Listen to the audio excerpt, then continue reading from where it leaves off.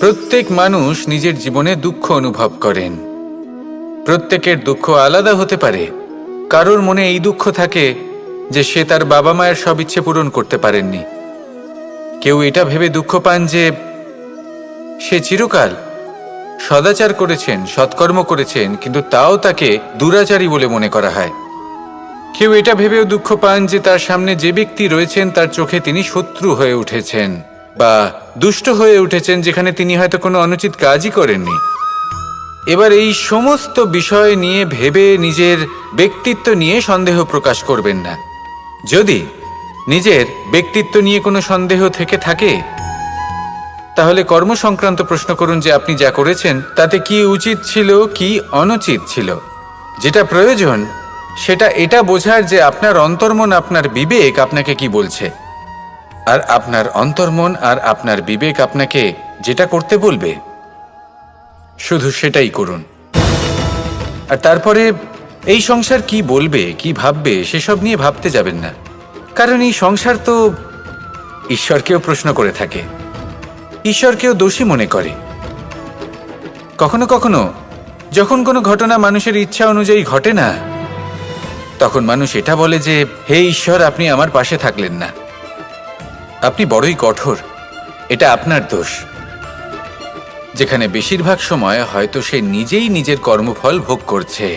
আর কখনো কখনো ঈশ্বর হয়তো তার জন্য আরো ভালো কোনো পরিকল্পনা করে রেখেছেন, কিন্তু মানুষ সেটা বুঝতে পারে না। তাই দিনের শেষে যেটা প্রয়োজন সেটা হলো নিজের মনের কথা বুঝতে হবে। আপনার বিবেক কি বলছে শুধু সেটাই করুন, আর সামনে এগোতে থাকুন। আমার সাথে ভালোবেসে বলুন, রাধা রাধা। পাশা নামক এই খেলাটি আপনারা নিশ্চয়ই খেলেছেন।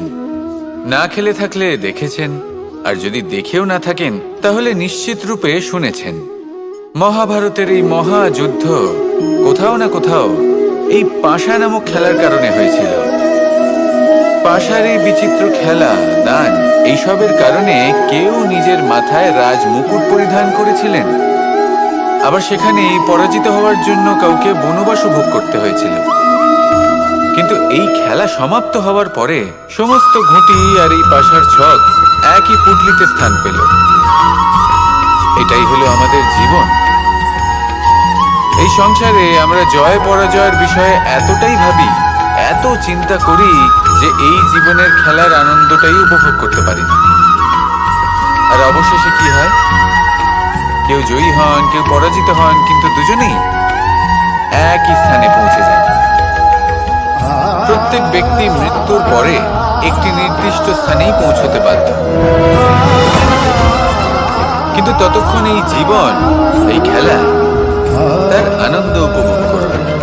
এই সংসারে সেই ব্যক্তি শ্রেষ্ঠ স্থানে পৌঁছতে পেরেছেন যিনি এই সংসারকে প্রকাশ প্রদান করেছেন, যিনি কখনো জয় পরাজয় এই বিষয়ে ভাবেননি, শুধু এই জীবনের খেলার আনন্দ উপভোগ করেছেন। এটাই আপনিও করুন, আর আমার সাথে ভালোবেসে বলুন, রাধা রাধা। আমরা সকলে সামাজিক জীব। মানুষের সাথে দেখা সাক্ষাৎ করা এটা চিরকালই চলতে থাকে। আমরা কখনো কাউকে উপহার দিই, আবার কখনো কেউ আমাদের উপহার দেয়। কখনো কি এমন হয়েছে যে আপনি কাউকে একটা উপহার দিয়েছেন, কিছু সময় পরে বা কিছু মাস পরে সেই উপহারই ঘুরে ফিরে আপনার কাছেই এসেছে, অর্থাৎ সেই বস্তুটাই আপনার কাছে আবার ফিরে এসেছে? এরকম হয়। ছেলেবেলায় একদিন একজনের বিবাহ ছিল, তখন মা তাকে একটা উপহার দিতে চাইছিলেন। তাই তিনি একটা পোশাক বানালেন আর সেটাকে সুসজ্জিত করছিলেন। আমি দেখলাম আর জিজ্ঞেস করলাম যে মা, এই পোশাক এত সুসজ্জিত করার কি আছে? তখন মা বললেন যে কানাই, কখনো কাউকে এমনই উপহার দেবে, এমন প্রকারে দেবে যে সেটা যদি আবার ঘুরে ফিরে তোমার কাছে ফিরে আসে তাহলে যেন তোমার খারাপ না লাগে। এটাই কিন্তু হয় আমাদের ব্যবহারের সাথে, কর্মের সাথেও এবং আমাদের কথার সাথেও। তেমনই আচরণ করবেন যে আচরণ আপনি সহ্য করতে পারবেন। যদি মুখ থেকে কটু কথা বেরোতে থাকে তখন নিজেকে সংযত করে নিন। সেই শব্দের প্রয়োগ করুন যেটা আপনি তার বদলে শুনতে চাইবেন এবং আপনার দুঃখও হবে না।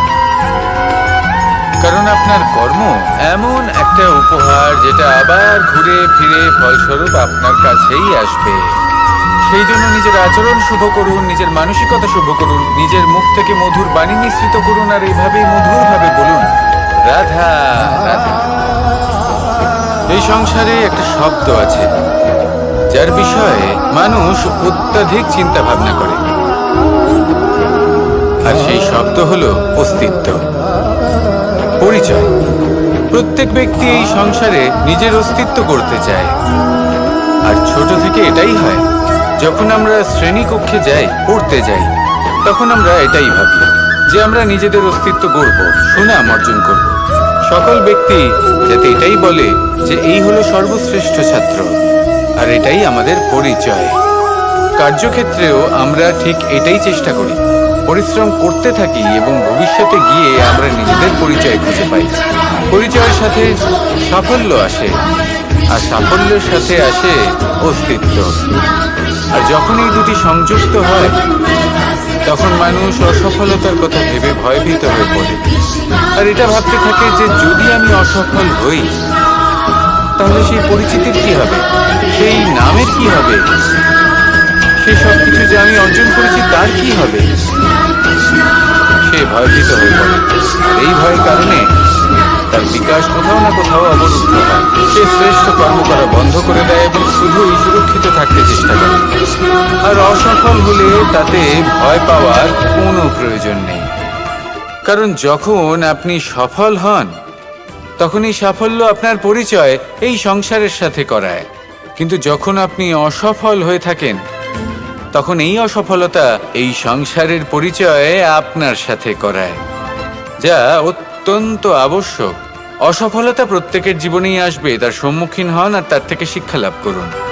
কারণ যখনই আপনি অসফল হন তখনই আপনার জ্ঞান চক্ষু উন্মুক্ত হয়।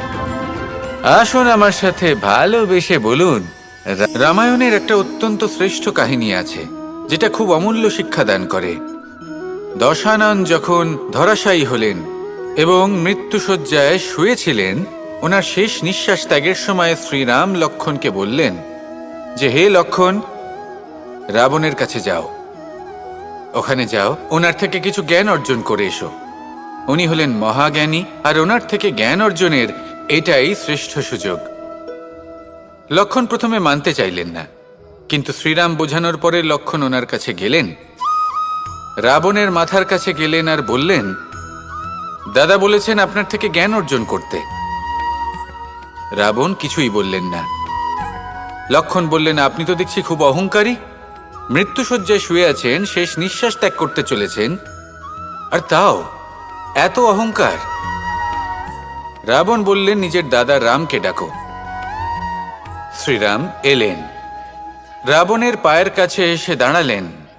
উনি নিজের হাত জোড় করলেন আর বললেন, হে মহাপণ্ডিত রাবণ, আপনি হলেন মহাজ্ঞানী, দয়া করে আমাদের কিছু জ্ঞান প্রদান করুন।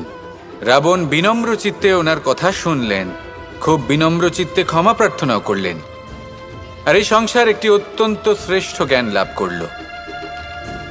এর দ্বারা আমরা ঠিক কি শিক্ষা লাভ করি? রাম এবং লক্ষ্মণ দুজনেই ছিলেন তেজস্বী, দুজনেই ছিলেন শ্রেষ্ঠ, ছিলেন বীর, ছিলেন বলবান। কিন্তু শ্রীরামকে মর্যাদা পুরুষোত্তম বলা হয়ে থাকে, কারণ উনি বীর ছিলেন, সাহসী ছিলেন। তার সাথে একটি অত্যন্ত গুরুত্বপূর্ণ গুণ ছিল, সেই গুণ হলো বিনম্রতা। এটা খুবই শ্রেষ্ঠ একটা গুণ। যদি কেউ আপনাকে কটু কথা শোনায় তাহলে উত্তরটা আপনি বিনম্রভাবেও দিতে পারেন। এই বিনম্রতা এমন এক আবেগ যেটা দেখে মনে হবে কোমল, কিন্তু এটা ততটাই প্রবল অস্ত্র, এমন একটা অস্ত্র যা সকলকে নিরস্ত্র করে দিতে পারে। যদি আপনি সাহসী হন এবং বিনম্র হন তাহলে আপনি বিজয়ী হবেন। যদি আপনি জ্ঞানী হন এবং বিনম্র হন তাহলে আপনি অবশ্যই মহাজ্ঞানী হয়ে উঠবেন। তাই নিজের মনে বিনম্রতা ধরে রাখুন আর ভালোবেসে বলুন, রাধা রাধা। পরিবর্তন, এটা হলো সৃষ্টির অমূল্য নিয়ম। এই সংসারে সবকিছু সময়ান্তরে পরিবর্তিত হয়, এই সময়ও পরিবর্তিত হয়। পরিবর্তন চিরকাল হয়ে এসেছে আর চিরকাল হতে থাকবে, কিন্তু এবার আমরা সেই পরিবর্তন কিভাবে লাভ করব যেটা আমাদের প্রয়োজন, যেটা আমরা চাই। আমরা জীবনে বিকাশ চাই। এই বিকাশ কিভাবে লাভ করতে পারি? এই প্রকৃতি কিন্তু আমাদের অত্যন্ত উত্তম উদাহরণ দিয়ে বুঝিয়েছে। একটি বিন্দুর উদাহরণ দিয়েছে যা ভবিষ্যতে একটা বিশাল নদীর আকার ধারণ করে। এটা কিভাবে হয়? মেঘ থেকে একটি বিন্দু ঝরে পড়ে সেই পর্বতের ওপর যেখানে হিম আছে। সেই হিমের সংস্পর্শে আসা মাত্র সেই বিন্দুর সাথে আরও বেশ কিছু বিন্দু যুক্ত হয়। তারপর তারা অগ্রসর হয়, আরও কিছু বিন্দু যুক্ত হয়, আস্তে আস্তে একটা ক্ষীণ ধারার রূপ ধারণ করে এবং সেটাই ভবিষ্যতে আরও এগোতে থাকে। অনেকটা যাওয়ার পর যখন অনেক সংখ্যক বিন্দু একসাথে যুক্ত হয়, তখন সেটা বিশাল নদীর আকার ধারণ করে। এবার আমরা মানুষ বলে আমাদের সাথে এই নিয়মের অন্যথা হয় তা নয়। আমরাও এই প্রকৃতির অংশ। আমাদের ক্ষেত্রেও একই নিয়ম প্রযোজ্য। যখন পরিশ্রম করে অনেক সংখ্যক বিন্দু আমরা একত্রিত করব, তখনই পরিবর্তনের নদী প্রবাহিত হবে। প্রয়োজন হল নিরন্তর পরিশ্রম করা এবং ধৈর্য ধরা। এটা করতে থাকুন, জীবনে সব কিছু লাভ করতে পারবেন। কারণ প্রকৃতি আমাদের এটাই শিখিয়েছে, আর আমরা এই ব্রহ্মরই একটি অংশ, যার দ্বারা এই ব্রহ্মাণ্ড নির্মিত। আসুন আমার সাথে ভালোবেসে বলুন, রাধা রাধা। কখনো এই প্রকৃতির দিকে তাকিয়ে থাকবেন। এই প্রকৃতি অনেক ধরনের শিক্ষা দেয়। কোনো একটা গাছকে দেখুন, কিভাবে সে মাটি থেকে জল শুষে নেয়। সে ঝড় হোক বা হোক কড়া রোদ, সব সহ্য করে এবং অবশেষে সে ফল ধারণ করে। আর সেই ফল উৎপন্ন করার পরে সে ফল কিন্তু সে নিজে গ্রহণ করে না, এই সংসারকে প্রদান করে, যাতে পশু পাখি মানুষ তারা এই ফল গ্রহণ করে শক্তিশালী হয়ে উঠতে পারে, সুস্থ থাকতে পারে। সেভাবেই নদী, সরোবর এরা নিজেরাও কিন্তু নিজেদের জল গ্রহণ করে না, মাটিকে প্রদান করে, পশু পাখিকে প্রদান করে। সূর্য নিজেও নিজের জন্য প্রজ্বলিত হয় না, সে প্রকাশ ছড়িয়ে দিতে চায় আমাদের সবার কাছে, সে আলো পৌঁছে দিতে চায়। এই প্রত্যেকের কর্মে পরমার্থ নিহিত আছে, আর সেই জন্যই এদের সকলকে পুজো করা হয়। তাই মনে রাখবেন, আপনার কাছে জীবন যাপনের অতিরিক্ত যা কিছুই আছে তা পরমার্থের জন্য। তাহলে তার সদ্ব্যবহার করুন আর আমার সাথে ভালোবেসে বলুন, রাধা রাধা। মানুষের 6টি বড় শত্রু রয়েছে, আর এরা অন্য কোথাও নয়, বরং মানুষের অন্তরেই বাস করে। এই 6টি শত্রু হল কাম, ক্রোধ, মোহ, লোভ, ঈর্ষা আর অহংকার। কিন্তু এরা কি চিরকাল আপনার শত্রু হিসেবেই থেকে যায়? এদেরকে নিজের বন্ধু করে তোলা কি সম্ভব নয়? ভেবে দেখুন না। এবার যদি কথা বলি কাম নিয়ে, অর্থাৎ কামনা করা, তাহলে মানুষ যদি জীবনে কামনা করতে থাকে তাহলে সন্তোষের অনুভূতি লাভ করতে পারে না। কিন্তু এই কামনাই মানুষের বন্ধু হয়ে উঠতে পারে। কিভাবে? ধরুন, যদি মানুষ ভাবে আমি আরো অনেক বেশি শ্রেষ্ঠ ব্যক্তি হয়ে উঠতে চাই, আর তার জন্য কর্ম করে, পরিশ্রম করে, তাহলে ভবিষ্যতে গিয়ে শ্রেষ্ঠ ব্যক্তি হয়ে উঠতে পারে কামনার কারণে। অর্থাৎ এই কামনাই ওর বন্ধু হয়ে ওঠে। কিন্তু ধরুন, কোনো মানুষ যদি চায় সে শ্রেষ্ঠ ব্যক্তি হয়ে উঠবে, কিন্তু তার জন্য না কোনো কর্ম করছেন আর না কোনো পরিশ্রম করছেন, আর অধর্মের পথে চলতে শুরু করে দেন, তাহলে এই কামনাই তার শত্রু হয়ে উঠতে পারে। এবার যদি এই কামনাকে নিজের বন্ধু করে তুলতে হয়, তাহলে নিজের নির্বাচনে বিচক্ষণ হতে হবে, নিজের মস্তিষ্কের ওপর নিয়ন্ত্রণ রাখতে শিখতে হবে। সেটাই করুন আর আমার সাথে ভালোবেসে বলুন, রাধা রাধা। কখনো আমরা কোনো হাটে যাই, কোনো বিশেষ বস্তু কেনার থাকে, ওখানে যাই, গিয়ে অন্য কারোর কথা শুনে অন্য কোনো বস্তু কিনে নিয়ে আসি, অদরকারি জিনিস কিনে ফেলি। তারপর ভাবি যে আমরা এরকম কেন করলাম, এটা আমরা ভুল করলাম, আমার এটা করা উচিত হয়নি, আদি ইত্যাদি। মানুষ যখন জীবনে এমনই সিদ্ধান্ত নিয়ে বসে, এমন নির্বাচন করে, তখন সেই সিদ্ধান্ত নিশ্চিত রূপে তার ভবিষ্যতের জন্য অত্যন্ত গুরুত্বপূর্ণ হয়। কিন্তু যদি আপনি কোনো অনুচিত চয়ন করে ফেলেন, তাহলে মন খারাপ করবেন না, সেই গ্লানিবোধ নিয়ে কষ্ট পাবেন না, সামনে অগ্রসর হতে থাকুন। কারণ এই অনুচিত নির্বাচন আপনাকে উচিতভাবে জীবনযাপনের পথ দেখাতে পারে। এবার যদি আমি আপনাকে বলি যে আপনি আগুনে হাত দিন, সেটা কি আপনি করবেন? করবেন না। কেন? কারণ জীবনে কোনো না কোনো দিন আপনি একটা ভুল নির্বাচন করে আগুনে হাত দিয়েছিলেন, তারপরে আপনি শিক্ষা পেয়েছিলেন যে আমি জীবনে আর কোনোদিন আগুনে আর কিছুতেই হাত দেব না। এই জীবনও ঠিক সেরকমই। জীবনের সেই সব অধ্যায়, সেই সব সময় যা ব্যর্থ হয়েছে, সেটা নিয়ে ভেবে সময় নষ্ট করবেন না। সেটা থেকে যে শিক্ষা পেয়েছেন সেটা মনে রাখুন, আর যে অধ্যায় বাকি রয়েছে, যে সময় বাকি রয়েছে, তাতে কিভাবে সফল হওয়া সম্ভব সেই বিষয়ে ভাবুন। আর আমার সাথে ভালোবেসে বলুন, রাধা। সবাই বলেন যে জীবনে কাদের সঙ্গ লাভ করছি সেটা খুব গুরুত্বপূর্ণ।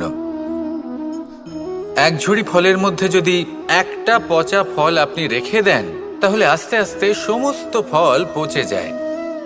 সেই জন্য কথায় আছে যে কুসঙ্গ থেকে দূরে থাকো।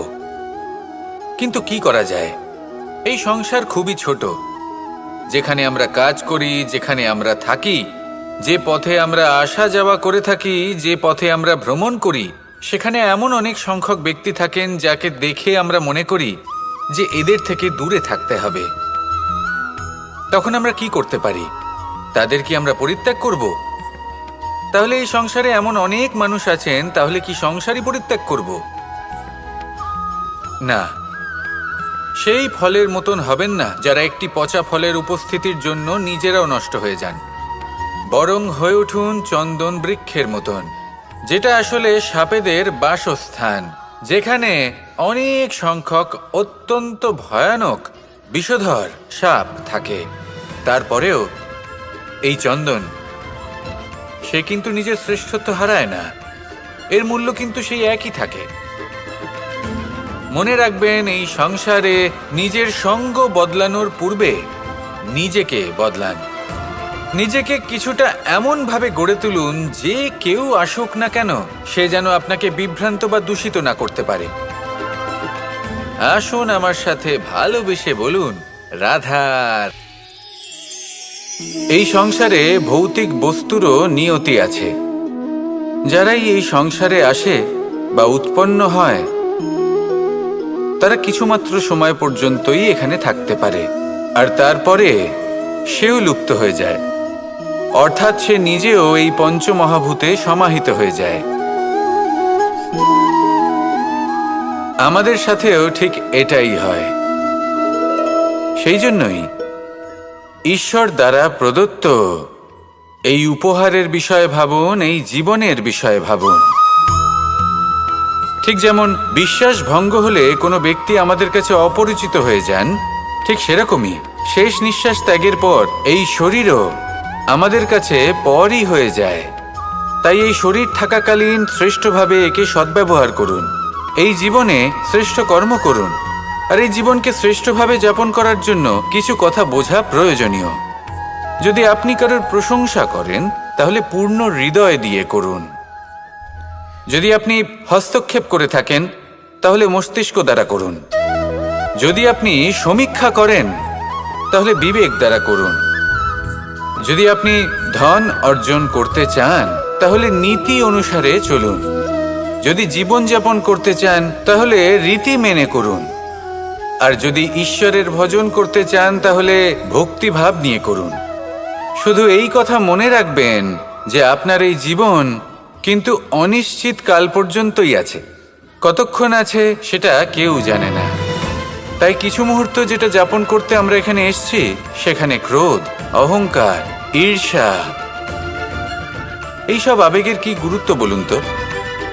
এগুলো ত্যাগ করুন, মানুষকে ক্ষমা করতে শিখুন, আস্তে আস্তে বিশ্বাস করতে শিখুন, এই সংসারে নিঃস্বার্থভাবে প্রেম করতে শিখুন আর সবার মধ্যে আনন্দ বিতরণ করুন।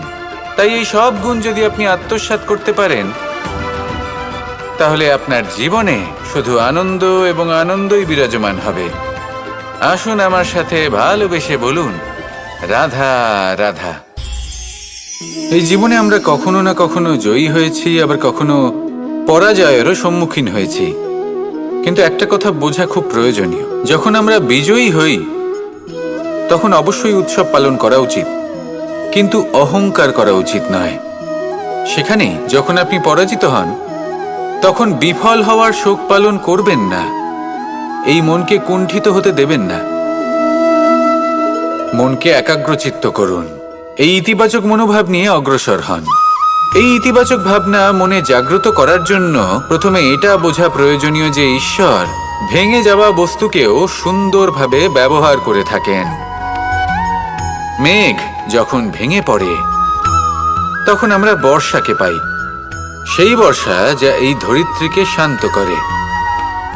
পাথুরে জমি যখন সেটা ভগ্ন হয় তখন আমরা সমতল ধরিত্রী লাভ করি, ক্ষেত লাভ করি, যার থেকে আমরা সামগ্রী পেতে পারি। যখন একটি বীজ ভগ্ন হয় তখন তার থেকে চারা জন্ম নেয়, যেটা ভবিষ্যতে আমাদের সুস্বাদু ফল দান করে, ফুলও প্রদান করে। তাই জীবনে যদি কখনো আপনার মনে হয় যে আপনি ভেঙে পড়েছেন, তাহলে দুঃখী হওয়ার কোনো প্রয়োজন নেই। আপনাকে শুধু এটা বুঝে নিতে হবে যে ঈশ্বর শীঘ্রই আপনাকে খুব বিশেষ একটা কিছু প্রদান করতে চলেছেন। এই জীবনে ওঠা নামা, জয় পরাজয়, এই সব কিছু আসতে থাকবে, চলেও যাবে। এই সব কিছুর সম্মুখীন হয়ে অগ্রসর হন, কিন্তু মনে ইতিবাচক শক্তি নিয়ে। আসুন আমার সাথে ভালোবেসে বলুন, রাধা রাধা। গোবর্ধন পর্বতের সাথে আমার সম্পর্ক কেমন আপনারা জানেন। অনেকদিন আগে যখন আমি ছোট ছিলাম, একদিন আমি আর বাবা গোবর্ধন পর্বতে ওঠার চেষ্টা করছিলাম। আমি ক্লান্ত হয়ে পড়লাম, আর আমি বাবাকে বললাম যে বাবা, আমাকে আর কতটা উপরে উঠতে হবে, আর ক পা যেতে হবে, আর কত উঁচুতে উঠতে হবে, আর কত সময় লাগবে। তখন বাবা হাসলেন, উনি আমার কাঁধে হাত রাখলেন আর আমাকে বললেন যে এটা আন্দাজ করতে যেও না যে আর কত সময় লাগবে, এটা মাপতে যেও না যে আর ক পা সামনে এগোতে হবে। শুধু এই যাত্রাপথের আনন্দ উপভোগ করো আর সামনে এগোতে থাকো। যদি এটা করতে পারো তবেই নিজের লক্ষ্য লাভ করতে পারবে। এটা কিন্তু আমাদের জীবনের সাথেও ঘটে। আমরা চিন্তিত হয়ে পড়ি যে এখনো আর কতটা সামনে এগোতে হবে, আর কতটা চেষ্টা করতে হবে, কতটা পরিশ্রম করতে হবে, আর কত সময় লাগবে নিজের লক্ষ্যে পৌঁছতে। এই চিন্তা ত্যাগ করুন, নিজের দৃষ্টিভঙ্গি পাল্টান, আর এটা ভাবুন যে আরো কত শ্রেষ্ঠ কর্ম করতে পারি সামনে এগোনোর জন্য, আর কত তীব্র গতিতে আমি সামনে এগোতে পারবো। সামনে অগ্রসর হওয়ার এই যে যাত্রা বড়ই সুন্দর, এটার আনন্দ উপভোগ করুন। বাবার এই শিক্ষার কারণে আমি গোবর্ধন পর্বত হাতে তুলতে পেরেছি। দিনের শেষে এটা আপনার উপর নির্ভর করছে যে নিজের পর্বতরূপী লক্ষ্যকে আপনি নিজের হাতের মুঠোয় ধরে রাখতে পারবেন নাকি নয়। আসুন আমার সাথে ভালোবেসে বলুন, রাধা। সন্দেহ আর বিশ্বাস, এই দুই আবেগ যাদের বিশেষত্ব আছে, কিন্তু এই দুইয়েরই স্থান একই, মন। বিশ্বাস আর সন্দেহ এই দুটোই কখনো আমাদের দুঃখের কারণ হয়ে দাঁড়ায়, বিশেষ করে তখন যখন আমরা কোনো ব্যক্তির চরিত্রের আকলন উচিতভাবে করতেই পারি না। আর তাছাড়া এই কাজটা সহজ নয়। আমরা কখনো কখনো কোনো অনুচিত ব্যক্তিকে উচিত বলে ভেবে বসি, তার উপর বিশ্বাস করে ফেলি, আর ফলস্বরূপ সেই ব্যক্তি আমাদের বিশ্বাস ভঙ্গ করে বসেন, আর আমাদের দুঃখের সম্মুখীন হতে হয়। ঠিক সেইভাবেই কখনো কখনো আমরা এমন কোনো ব্যক্তির উপর সন্দেহ করি যে হয়তো পূর্ণরূপে পূর্ণ নিষ্ঠা ভরে আমাদের মঙ্গল কামনাই করেছেন, এমন একজন ব্যক্তি যে সত্যি বিশ্বাসের পাত্র। আর যখন সেই ব্যক্তি এটা জানতে পারেন যে আমরা তাকে নিয়ে সন্দেহ করেছি, খুবই স্বাভাবিক তিনি দুঃখী হয়ে যান। এমন কোনো ব্যক্তিকে দুঃখ দিলে আমাদের মনও দুঃখী হয়ে যায়। তখন আমরা এটা ভাবি যে এই সংসারে আমরা কার উপর আস্থা রাখব আর কাকেই বা সন্দেহ করব। এর উত্তর হলো সময়। এই সংসারে কোনো ব্যক্তির চরিত্র যাচাই করা সবথেকে কঠিন কাজ। সেটা সময় নিয়ে করুন। কোনো ব্যক্তিকে যদি আপনি বুঝতে চান, তাকে পরখ করে দেখতে চান, তাহলে তার সাথে যতটা সম্ভব সময় অতিবাহিত করুন। এই সময় আপনার সামনে সেই ব্যক্তির এমন কিছু দিক তুলে ধরবে যা আর কোনোভাবে আপনি দেখতে পাবেন না। তারপর কি, সময়ের সাথে আপনি জানতে পেরে যাবেন যে এই ব্যক্তি, তার উপর বিশ্বাস করা উচিত নাকি অনুচিত। শুধু এভাবেই যাচাই করুন আর আমার সাথে ভালোবেসে বলুন, রাধা।